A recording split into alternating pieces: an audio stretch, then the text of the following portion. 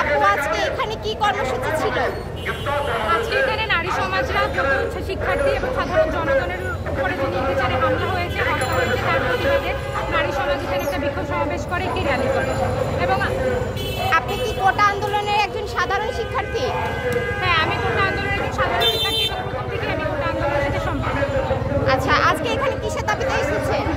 এখানে কিসের দাবিতে এসেছেন? এখানে সারা দেশব্যাপী প্রধানমন্ত্রী শেখ হাসিনার আদেশ ক্রমে যে আন্দোলনকারীদের উপরে যে হামলা হয়েছে, তাদেরকে যে নির্বিচারে হত্যা করা হয়েছে, তার প্রতিবাদে এখানে একটা সমাবেশ ছিল এবং একটা র্যালি ছিল।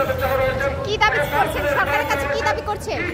সরকারের কাছে এখন একটাই দাবি, এই সরকার এখন আর এই সরকার রাখতে পারে না, তার মন্ত্রিসভাকে দিয়ে তার পদত্যাগ করতে হবে।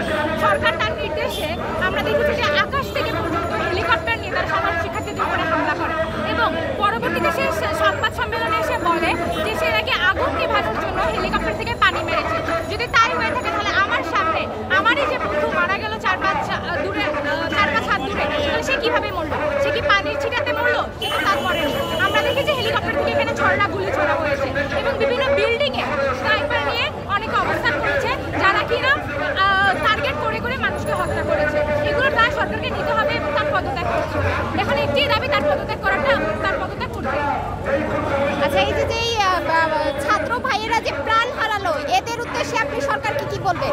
আমি বলতে চাই যে কোনো সরকারি কোনোদিন ছাত্রদের উপরে নির্যাতন